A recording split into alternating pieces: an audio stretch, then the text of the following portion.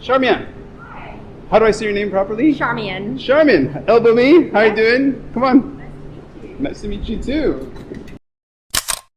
Shooting it raw? Yes, shooting it raw. First of all, really nice to meet you. Yes, One of the amazing things, what's cool about social media is that I can stumble upon people's work. Yes. And that's kind of how I found you. And when I asked you to send me some photos, you sent me some, and from the image alone, there's this brightness and vibrance. You know, look at that smile. It's crazy. It's amazing. So describe the first photo. In it, you're in the water. It looks like you're wearing a wetsuit. Are you?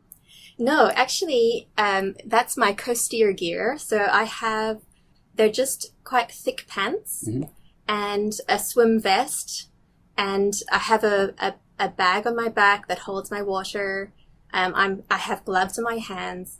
So during the pandemic, I started a new hobby with a friend, and we coast-steered around the entire coast of Lantau. Oh, wow. So traveling on the coast, on the rocks, or ocean swimming around the whole coast. And it took us 13 weeks. We went every Saturday, and we did it in sections. Well, yeah. And wow. we finished it a couple weeks ago. Oh, wow. Yes. Okay. And so all of that protects us from the sharp shells and the rocks, because we are exiting and entering the water, and with the waves, sometimes, you get mashed into the rocks a bit. And so that is all to protect us. Wow. As we go along. This is a thing. This is like an activity. It's got a word, coasteering. It's coasteering, yes. It's traveling along a coast without the aid of a boat or anything floating, or, just literally climbing rocks. So fun. So fun. Oh, Totally. yes. Yeah. So fun. Okay. So you're in the water. You're wearing your gear. You have this incredible smile. Your white baseball cap on your head. You've got a small backpack, which probably carries water and food. I can see you're wearing gloves, but what's amazing is in your hands I'm assuming that it could be a jellyfish, but it could just be a plastic bag, because the color is indeterminate. But it looks like a jellyfish. Yes. With a very weird kind of air sac. Do you know what this is? What am I looking at? Yes, it is a jellyfish. Okay. And what was so amazing on our journey around the coast is exploring and discovering the amazing creatures and sea creatures, and even the coastal creatures that you see along the way. And we had actually come face to face with some of these jellyfish and had been stung a number of times. The one time I was swimming along and I put my head out the water and I had jellyfish tentacles right over my face. Wow. Stung my lips a bit. Wow. And made them all numb and strange. But this one was very close to the rocks, and I saw something inside it. And I don't know if you can notice, there's some brittle stars in there. Okay. And I was so curious. I actually just... Oh, yeah, they're babies, right? They're really tiny stars. Yeah, they're quite small stars, yeah. I bumped the jellyfish, and it just did this, it rotated in the water, and I thought, well, I have my gloves on, I could see that there were no long tentacles, so I very gently lifted the jellyfish up so we could see the brittle stars. And this is really fascinating, because one of the things I also love doing is being involved in projects that scientists are doing. And so they ask for people to send in photos or videos, and there's a jellyfish project that's happening right now in Hong Kong. Oh, wow. And so I sent this to John, who's in charge of that project, and he said, yes, it's very interesting. These brittle stars, they hitchhike on jellies. And I had never known that about That's jellies. amazing. And I did a bit of research, and I found a great word. I love words. And it's kleptoparasite. Okay. It's a parasite that steals food from its host. Okay. And so these brittle stars are actually eating zooplankton, Right. which is what the jellyfish eat. Like, do you have children? Yes, I do. They're kleptoparasites. In a way. I say it because I have a kid. No. Okay. I love it. It's a great word. That's awesome. Oh, it's great. I had no idea this was going to be the conversation. And look at that. This is amazing. I love it. Yes. I love it. So are these air sacs, or is it just actually just filled with water? I don't know. Okay. That's just the body of the jellyfish, the dome of the jellyfish. What was also really fascinating is we were sitting on a rock and we could see a jellyfish appear out of the depths of the water up to the surface, and then it just tipped itself over and dove down again, and it came up again, and so it actually was navigating through the water up and down. Probably and I to never feed. thought of that Yeah, with jellyfish. I always thought they were just kind of moving in the water without any direction. Right. This is great. Coasteering. I love this. Okay, so coasteering.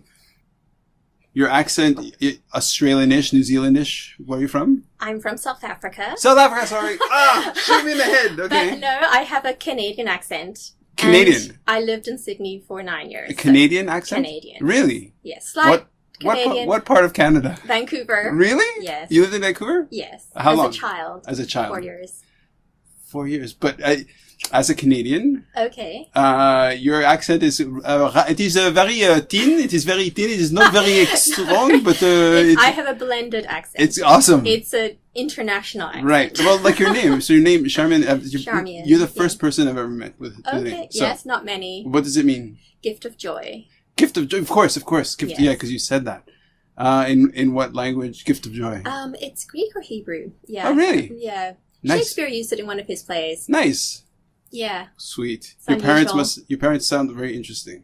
Let's talk about your parents. Okay. Yeah. They're in South Africa. They live in a beautiful, tiny little village right on the sea, on the river mouth. Mm-hmm.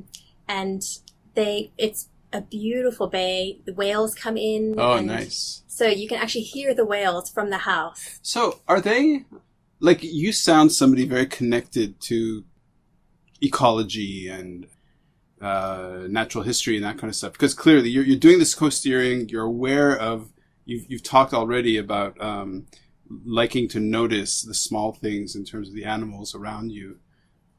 In describing where your parents live, you're talking about the landscape and about the connection. So what did they work in? Like, where does this huge vein of who you are come from?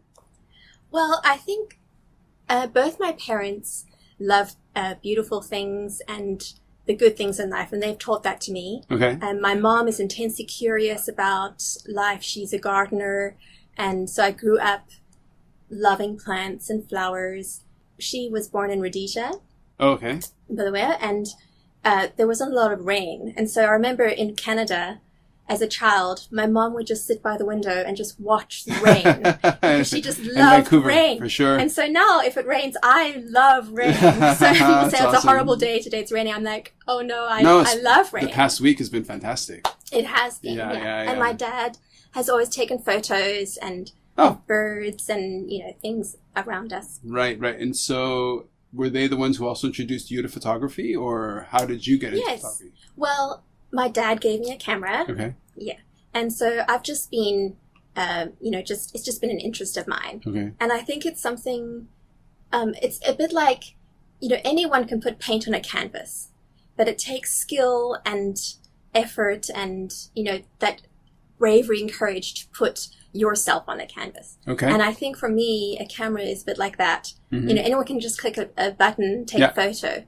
But there's something about developing your skill and developing your craft and trying to find your view of the world through your lens. Right. Yeah. Okay. Beautifully said. This is awesome. So with my wife, I did a race around Lantau, which was a Phoenix walk, and they ended it. And it's about 76 kilometers up and down and all this stuff. Yes. Which was really beautiful. And we love Lantau. Coasteering took you 13 days, right? 13 days? Yes. Yeah. Well, it's 13 sections. Sections. Yes. Okay. And over how long of a period? We started in March. Okay. And ended mid-May. Okay. Yeah. And we would be out for about 8 to 10 hours in a day. Wow. It takes a very long time to cover short distance. Yeah. I can imagine. So we actually had the idea. We have a course that my husband thought of. We call it Tour de Lantau. Okay. Which is just a coastal route around the island. Uh-huh. And I did that in early spring. That's 75 kilometers. Mm-hmm. And so my friend Kathy she and I were the ones. She came to me and she said, "Oh, I feel like doing something. I need something to do." A big project. Yes, and so she said, "Let's do that, but in sections, but try to stay closer to the coast." Nice. And then it was just an easy step to say, "Okay, let's really just stick on the coast." We also do open water swimming together. Okay. Was this something that you'd done outside of Lantau before doing this, or is it the first time? Never. We just looked online, did a bit of research. Wicked. We did a short section just to test out our gear. We made a few gear changes, and then...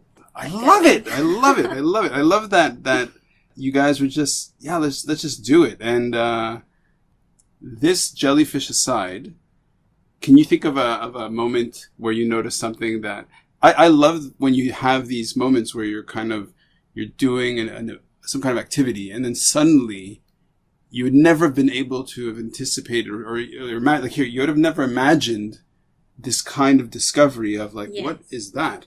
Is there another one that really stands out? Especially because the coast, you're looking so closely to the Well, fauna. I think it was actually the last segment. We were just coming back into Moiwa. Okay. And we were coming around the headland.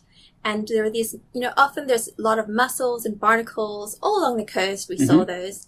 But as we rounded the corner, there was a little crevice, and these mussels they're just regular mussels, but they were absolutely iridescent green. Oh, wow. Beautiful colors. Wow. I've never seen that before. Okay. And so again, I quickly go and research and find out more about it and find out that they're Asian green mussels. But just the most incredible colors. It's very inspiring. I also love doing art and craft and creative things. And so I've been using all of my sea experiences in my art. And so these green colors, these beautiful brown and orange green colors, being very inspirational.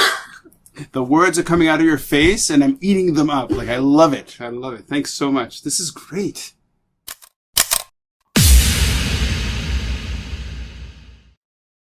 So is life really a gift? Really? Can you make every second count? That's the whole point of the podcast. So if you like what you've seen and you're inspired, because that really is my mission, then please give it a like, subscribe, and share. Shooting it raw? Yes, shooting it raw.